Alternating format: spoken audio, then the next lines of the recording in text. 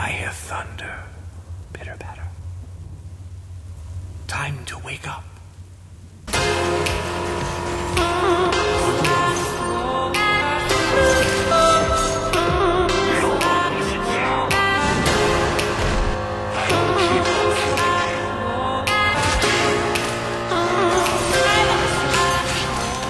Furi was a game that went under many people's radar last year.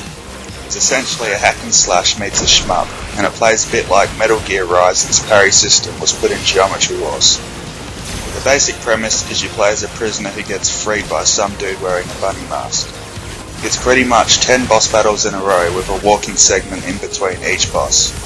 The first thing you'll notice when playing is just how hard you get your ass kicked, even on normal mode. I began the game thinking, how hard could it possibly be? And within about 30 minutes I was legitimately angry to the point of wanting to turn it off.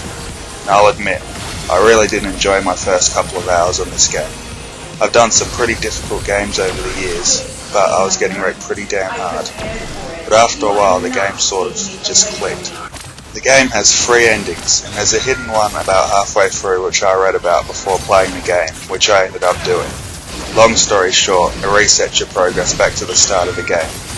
I was dreading the fort at first, but without even knowing it, I had become so much better at the game. What was forcibly kicking my ass only a few hours ago, I was having little issue with now. That's one thing Furi does very well. It may be hard as fuck, and it may make you angry, but it never crosses over the line into being unfair or bullshit. You'll get wrecked because you can't keep up with the relatively high level of skill the game demands of you to become good at it, which honestly I ended up loving about the game.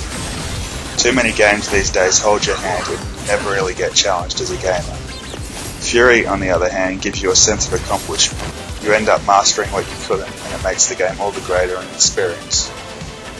On top of pretty tight gameplay, the soundtrack is also top notch, and for a relatively basic game where the plot is pretty much just escape from prison, the story leaves a lot to speculate about right up until the very end. For an indie game that cost under $20, it's well worth the buy. Your first playthrough will take you several hours, but after that you'll find yourself able to speedrun the game in under 2 hours if you dedicate the effort to mastering it. It's currently available on all platforms.